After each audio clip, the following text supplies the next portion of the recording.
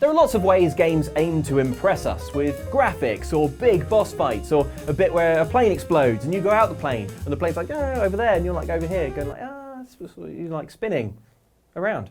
But there are much smaller ways a game can impress you as well, and those are what we're here to celebrate today. The tiny quality of life features that never win any headlines, but that we absolutely punch the air every time we see. And so the Outside Xbox and Outside Xtra teams are here to tell you the 5 easiest ways a game can win our hearts. Enjoy. What I really appreciate in games is when the game has a button I can press, which shows me where I'm supposed to be going, and crucially, what I'm supposed to be doing generally. Because it sounds like the sort of info that I should have gleaned from like a cutscene or the game's general story up to that point. But, you know... You skip the cutscenes. I don't skip the cutscenes, but maybe if it starts going on a while, I go wander into the kitchen, make a coffee, I come back, and I'm like, right, what are we doing? No, seriously, what are we doing? I would like to know. And a lot of games, they have you'll have a HUD which has got a waypoint on it constantly, or you have some text in the top left or something that sort of tells you what your current objective is. But what I really like is for that all to be off my HUD, but when I need it, I can press a button and it'll tell me.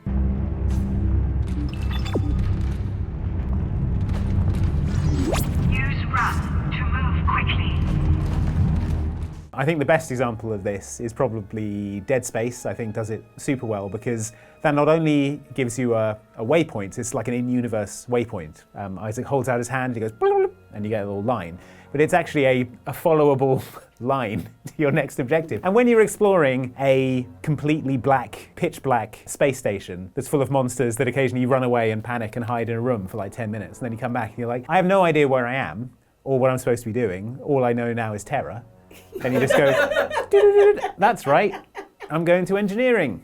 Off I go.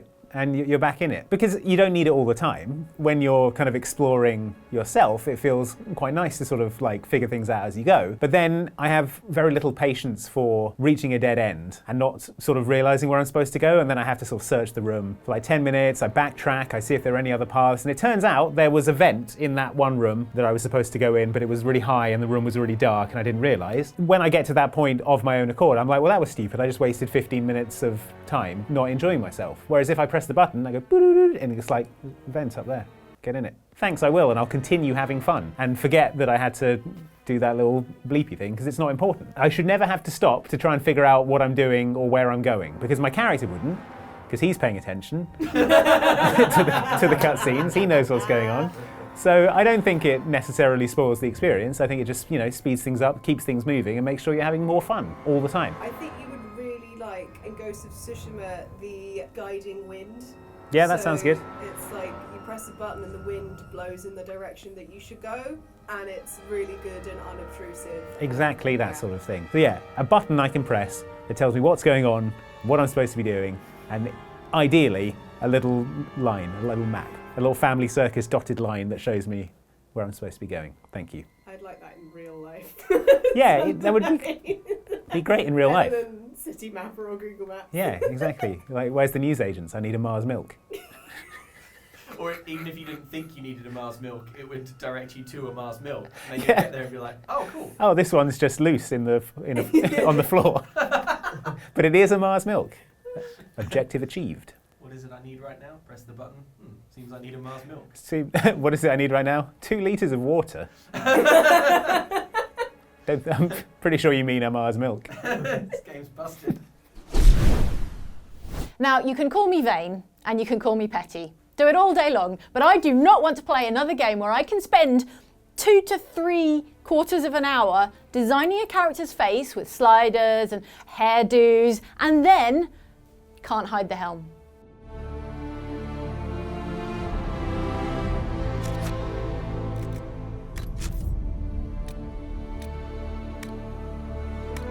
Hideable helms are the role-playing game quality of life feature that I demand going forward into the year of our Lord 2023. I don't want to see another role-playing game with customizable faces and hair and no opportunity to hide the hat or the helmet or the hood or whatever else you've got going on up here. I don't want to see hair clipping through a helmet that was never designed to be worn with it. And I want to see the face that I've spent 3/4 of an hour customizing. Otherwise, what are we doing here, people? Why am I bothering? I need to be able to turn those helms off. Also, if the stats are good, but the helm is ugly, I need that thing turned off. I need to be able to see what's going on here. If my Commander Shepard, or whatever it is I'm playing in the year 2023, 2024 and beyond, if my Commander Shepard or equivalent is wearing some weird like science fiction looking goggles, I don't want to see them in the cutscenes. The Gunnar. Please get the Gunnar optics, like UV shades out of my cutscenes. I mean, that's somewhat a separate thing. I think there are games that will hide headgear in a cutscene, if not in gameplay. But let's just say that I am nearly always going to want to see a character's face whenever possible, and not the kind of hat I put on them, because the hat is probably not going to look great. Jane, did you know that this is a feature in Kingdoms of Amalur Reckoning? You can turn off the helm. Maybe you should give it a go. It's brilliant. It's a 10 out of 10 game. Jane has left her body. Just let her finish. It was the first time I'd ever come across it in a video game, and it made me go, yeah, this is good. Yeah. I mean, you heard her, you read the subtitles. What Ellen said. Very good game, Kingdoms of Amalur, has this feature and is good, says Ellen Rose. So yeah, add that to the pile of reasons that games should, wherever possible, have an option, a toggle to hide a helm or a hat or a, hood, whatever you've got. Those who've been watching this channel for a long time may know that I'm a relatively recent convert to those From Software Dark Soulsy, Bloodborne-y Demon Souls games, right? I like them a lot. You think you'd have mentioned it? I would, yeah, probably. I try and keep it on the DL because, well, I'm not proud of it. I don't think it's something to be proud of. But if you're wondering the moment that I realised Dark Souls was a masterpiece, it wasn't when I stepped into Firelink Shrine and realised that the vast interconnected world sprawled off in every direction. It wasn't when I faced down the Taurus demon and finally won and experienced that rush.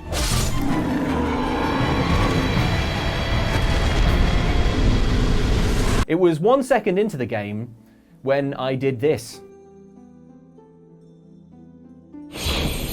That's right, that thing where you can press the button loads at the start of the game to skip quickly through all the splash screens and get to the main menu. If a game does that, it brings it up to like a 9 out of 10, and then it's like the game's to lose, It can only lose a maximum of 1. Oh, it's so good every time I get it. It's such a relief. Such a relief. You use the Havoc physics engine, do you? That's interesting information. Oh, Bink Video, is it? Well, boy, tell me about this nice and slowly. No, thank you. Just let me absolutely power through it. And look, I want to respect I want to respect the engine that a game is made in. I want to respect the developers and the providers and the publishers and people who made codecs and things like this. But you know what? I appreciate it a lot more if I see it for a single frame, because then it burns positively into my memory as one of those things that I can just breeze past. Is it like for loading purpose? You shouldn't have to, surely you don't have to like load the main menu. That can't, vanity. I think it's just vanity.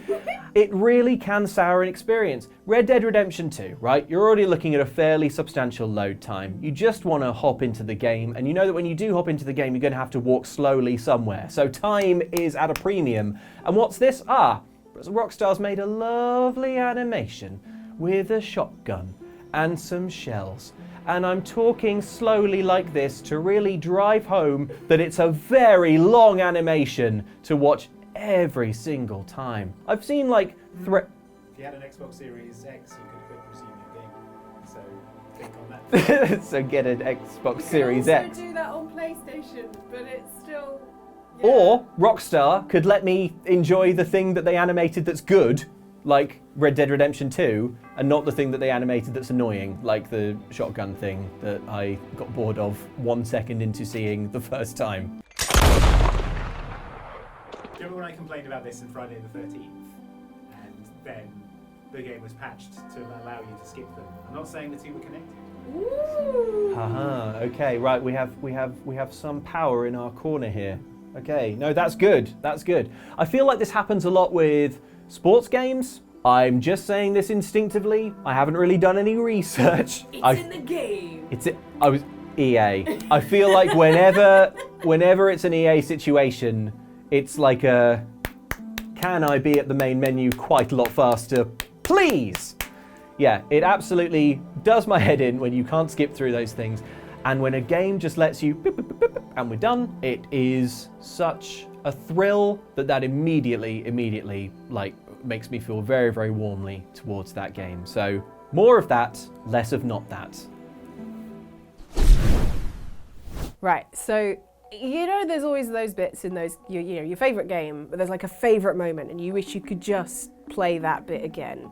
Well, like, that's what mission replays are for, and that's why they're the best thing in the universe, because you don't have to replay the entire game to play your favourite bit of the game. And Also very useful if you're on a YouTube channel. I was gonna get to that. So, and as an aside, with this job and the list videos that we make, we often have to go off and find capture of like fun missions or various things like characters in games, whatever we're doing our lists on. And it's so wonderful when we find a game that it's like, hey, I played this like 5 years ago, but there's a mission replay. So while I didn't record it, I can go and just play that one little bit. And it's so good. I love it so much. It's brilliant. And also, like, I'm a bit of a, you know, achievement and trophy collector in video games on Xbox and PS5. Basically, there's a lot of achievements and trophies that are tied to collecting things, doing missions in a certain way. It's really nice when, say, you know, I've been playing Stray and there's like certain collectibles you can get in that game. And if you miss one in that level, you don't have to replay the entire game. You just go back to that level. Another recent really good example, like I say recent, it came out in 2013, Grand Theft Auto 5. You can replay the missions because you can finish it to bronze, silver or gold standard, and if you want to get the ridiculous, that's one that I'm not going for, but if you want to play it all through on gold standard, you don't have to play it all through in order and make sure you do gold you can go back and top up and redo that. I understand why some games don't have mission replay because it's in a world and it changes as you progress through the storyline, but like, mission replay is available in Red Dead Redemption 2. They might have really long loading screens, but you can replay missions in a game that is heavily story-based and the world does change around you as you progress through it. That's impressive. Do you want to know the worst thing about Red Dead Redemption 2 mission replay? Right. It puts you in the default outfit. Yeah, so Andy... Like, who the F is this guy? Yeah, you have to play default Morgan, sorry. You can do it in Red Dead Redemption. Yeah, I'm glad that it is a small price. My character, where's his cool mustache? You can imagine it in your imagination. I need to You can just get a mustache and tape it on the screen. Get some clear plastic. Yeah, draw it on acetate. No, you just keep it in the middle, like, turn him around, and then whenever he is, that's where he is. Lines up, we cheer. Yeah. You take a shot. But yeah, I think it's just such a brilliant, it's very, you know, player friendly, and yeah, we all have those moments like that you just want to be able to say, hey, I remember this mission being good, I want to replay it, or hey, I need to record it for a list, let's replay it. In Halo, the Master Chief Collection, you don't even have to have beaten it. Yes! Yes! Once you've installed so it, like we've been like, oh, I need to get a mission at the end of Halo 2, but my save's on this one and it's got deleted or whatever. Halo 2. I'm not playing through It's the an whole old thing game, again. probably For us, we have time constraints of like, we need to get this list video out in however many weeks or days, I can just jump into this mission immediately, play through this immediately.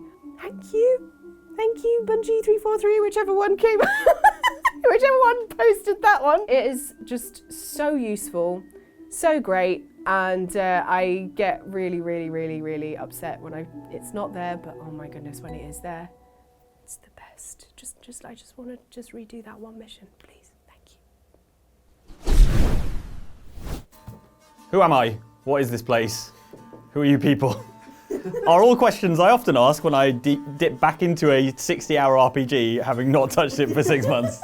Which is why I think the little quality of life improvement that I would like in all sort of narrative-based games is like loading screen recaps of what's been going on since you last played it, because I can't remember. Geralt and Yennefer were reunited, But something even more important happened in Vizima. Geralt learned that Cirilla, his one-time ward, had returned from afar, and she was in danger.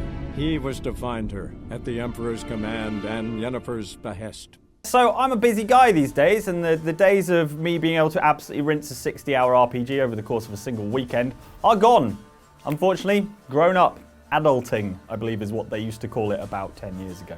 You don't even know the new word I don't even for what you're doing. I don't even know the new word for what I'm doing. So It's only 48 hours in a weekend. exactly, Ellen. It's not nearly enough time. Plus, having a ruined sleep schedule, which is what I now these days have as an increasingly aged person.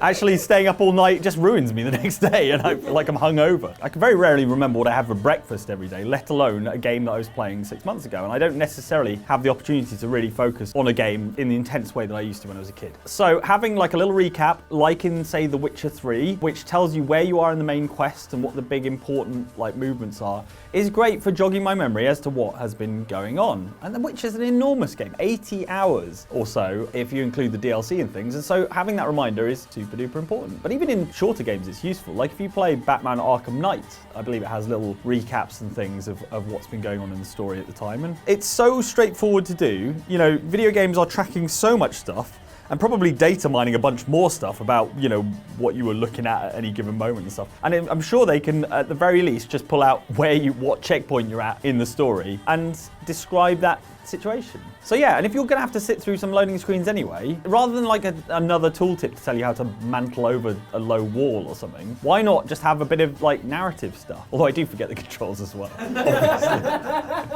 What about when there are no more loading screens, Mike? Well, look, I'm not pro, don't put words in my mouth. I'm not pro loading screens, all right? I'm terribly sorry for anyone ever offended with my pro loading screen comments. Actually, the way to apologise is I'm sorry if you were offended by my pro loading, right? That's how everyone does it online. Anyway, the point is that I'm absolutely on board with the lack of loading screens in modern games now. It's brilliant. It's probably the best thing about the latest generation of consoles. The real advantage is having an SSD that just means loading times are like that. So yeah, obviously I'm fine with the lack of loading screens. And if I can't have my recaps there, I should be able to have like an optional recap that is either some text or better yet, I think God of War does puts together a little video for you. Clive and his son or whatever they were called, you know, going around. Yeah, that's the one. Yeah, I can't remember what happened in the original God of War. So yeah, give me a recap. Give me a little video recap. I know that's a lot more work, but like, you know. Well, Facebook managed, didn't they, for like a year? Look at your year. Exactly, yeah. Well, where's the exactly. Spotify Wrapped? Yeah. Where's God of War Wrapped? That's what I want, basically. Remind me what I was doing 6 months to a year ago, please, because I've no idea. Seriously. Can someone help me back home? So those are just some of the tiny little features that you can find in games that just make us go, yes, this is perfect, we love this is a brilliant thing, this in every game, please, thank you. And just makes the player experience all that more enjoyable. Are there any particular ones that you have? Let us know in the comments down below. And if you enjoyed this video, give us a thumbs up, subscribe, we do loads of videos like this. If you want to support us further, we have a Patreon, which you can find on, there will be a link on screen. Also on screen, some other amazing videos that we have made where we talk about things that we like about games. So check those out. We'll see you next time. Have a lovely day. Bye.